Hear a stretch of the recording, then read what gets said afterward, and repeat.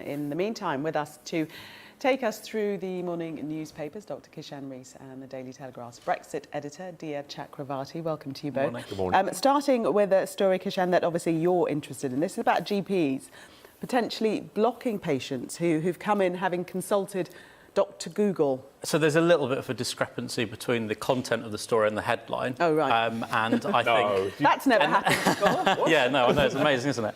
But I think it's really interesting for a couple of reasons, because the dynamic between patients and doctors is changing. And I'm of the generation of doctors that I think that's a very positive thing, and I think we should be encouraging it.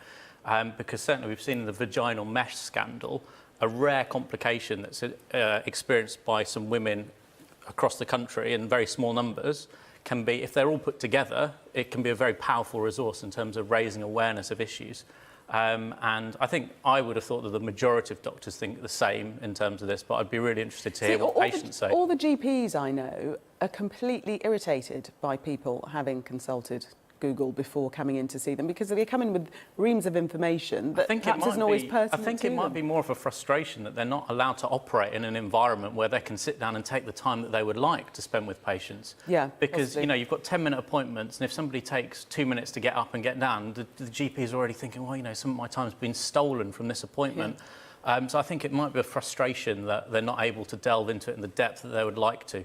But we need patients to kind of speak up and GPs to speak up, because ultimately it's the quality of the health service that we'll be offering. You think on the whole that actually GPs welcome someone coming in, like Gillian said, saying, I think I might have this? Because I can see how it would be annoying, but surely if it is even remotely in that area, it is a help. I think, yeah, and I think training needs to change to make doctors and young graduates able to handle that. Yeah. Because traditionally medical training has been about, this is the doctor, this is the patient, there's a power differential, there's a knowledge differential, and I'm all for doctors and patients being on the same footing and having a conversation and a discussion about what's best for that patient.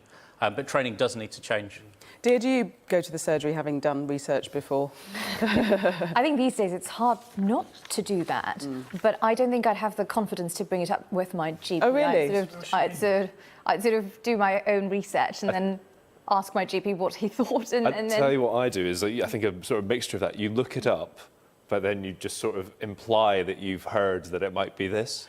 So you don't bring out, you don't print out the actual. Just like, I was thinking, you know, it might be something like this, but you've actually been at home. So you don't want the doctor to know that you've done the Exactly. research. I think that's a dynamic that we should be challenging and we should change, and we should be empowering patients with knowledge. And ultimately, I mean, look at Stephen with his diabetes, sort of expert patient talking about diabetes, raising awareness, and we want all patients to be like that, because ultimately it's cheaper and we can offer better care. Yeah. He's probably watching. He'll be absolutely chuffed with that. He's an expert patient. Kishan, want to ask you about what the new rules around acid are going to be. Now, Gillian's going to speak a bit later on to Sarah Newton, the Minister for Crime, about this, but tell us basically what they're proposing. So, yeah, they're proposing a similar to what's with knife crime in terms of 2 strikes and you're out. On the impact, the psychological and the physical impact, these are life-threatening and changing injuries that people suffer. And I think we should be stronger than that, because it soared from 261 attacks in 2015 to 454 last year. So it's just a marker, isn't it, that society, there's a problem in society and we need to clamp down on it and stop it. Because, you know, when you see these people coming into A&E, it's horrific. It's absolutely horrific. It ruins their life. So we really need some deterrent on this. Yeah. Do you think we should be looking at longer terms? Yeah, absolutely. You need to, because I think there's, I can remember some interviews, I can't remember where I saw them, but I can remember people saying, if you get caught carrying a knife, then the penalty is more severe and it's bad. But people say if you get caught carrying acid, the penalty is less severe, so people will just do it because it's less risk. So there needs to be big sanctions on people that are doing this because of the impact that it has on people. I think one of the proposals is to not sell it to under 18s or have much more stringent checks on potentially. Yeah, so ban on under 18s. Yeah. So we'll see. Well, we'll hear more from the Minister, won't we? Yes, we will do. A bit later on. Let us... actually, we're going to take a break now because we've spoken a little bit about We've talked too much. Google, yes. We've taken up the time with Dr. Google. So we are going to take a break, but do stay with us. Much more coming up.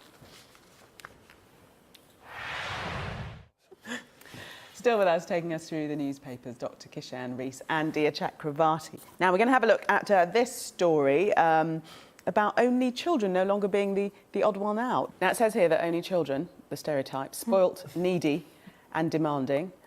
Dear, you're an only child. Given that I'm the only child, I'm the only child at this desk. Because none of us are any of this. It's seeming so much like bullying. That's exactly what this story says. You're asking because you cared, not because you're saying that. That's horrible. My favourite story of the morning. Yes. I've just realised, Kishan, page 20 of the Daily Mirror. Armchair globetrotter, an 80-year-old gran, spending her money on going around the world from within her living room. Tell us more. I think it's amazing, yeah. So Dorothy Howard, as you said, 80-year-old lady who spent £400 on Oculus Rift VR headset, travelled more than £100,000 worth of trips. I think the best thing is being dubbed a star by Mark Zuckerberg. She says, I don't really know who he is. It's as if I've had an interview with the Pope. So, you know, digital literacy and making sure that a generation isn't cut off from social media is really, really important. In terms of combating loneliness as well, which is a big problem, which Joe Cox was targeting and kind of making an issue. Things like this are really important, and it's a good story, it's a nice story, and it's stuff that should be celebrated and facilitated, really. Yeah, she's dived with whales, been shot into space using her virtual reality headset. She said she was watching Star Trek featuring the holodeck. That's what I need, she thought.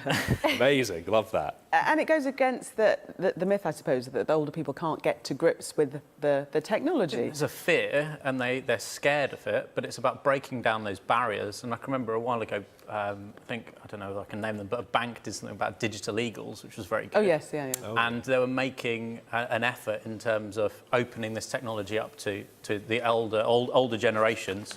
And certainly the way the health service is going, you know, if they're not literate in terms of this technology, they'll be missing out on appointments, they'll be missing out on services. So it's really, really important. And good on her. Yeah, definitely. Good for I her. wonder if she'll go and Google who Mark Zuckerberg is now, given that she didn't know who he was. She wasn't that, yeah, I don't know, she didn't seem that fussed by it, to be honest. Yeah. Brilliant. Well done. Gran of 80, but globe-trotting from the armchair. Kishan and Dia, thank you very much for taking us through the papers. We shall see you a little later on. Let's see what's happening now with the sports headlines with Natalie.